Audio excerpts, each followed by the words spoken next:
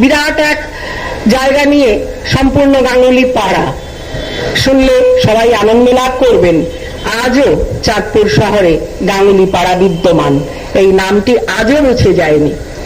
শহরের একটা বিরাট অংশ নিয়ে গাঙ্গুলি পাড়া নামটি আজও বিদ্যমান এবং শ্রদ্ধা সহকারে সেই নামটি ব্যবহার করা হয়।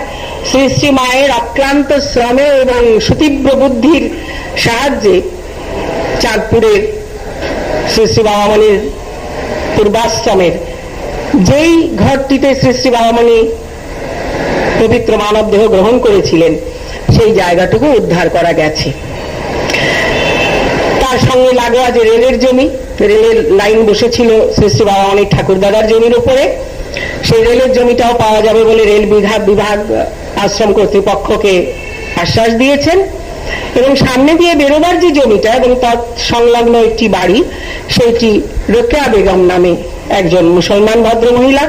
প্রথম দিকে তিনি খুব কঠোর ছিলেন, কিন্তু ইদানিং তিনি সংকল্প নিয়েছেন যে মামনি বাংলাদেশে এলেই আমি এই জমিটা আর বাড়িটা মামনির হাতে তুলে দেবো। এটা তার একান্ত প্রেম, প্রীতি, ভালোবাসা, সর্বোপরি শ্রী শ্রী বাবামণির অপার করুণা।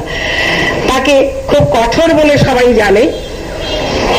অনেকে দজ্জাল বলতো, আমি বললাম দেখো দজ্জাল বলো না, তার জীবনটা কিরকম আমায় বলো। জানলাম অল্প বয়সে ছোট ছোট ছেলে মেয়ে নিয়ে বিধবা হয়েছেন, ওষুধের কারখানা তাই চালাতে হয়, ওইটাই জীবিকার পথ।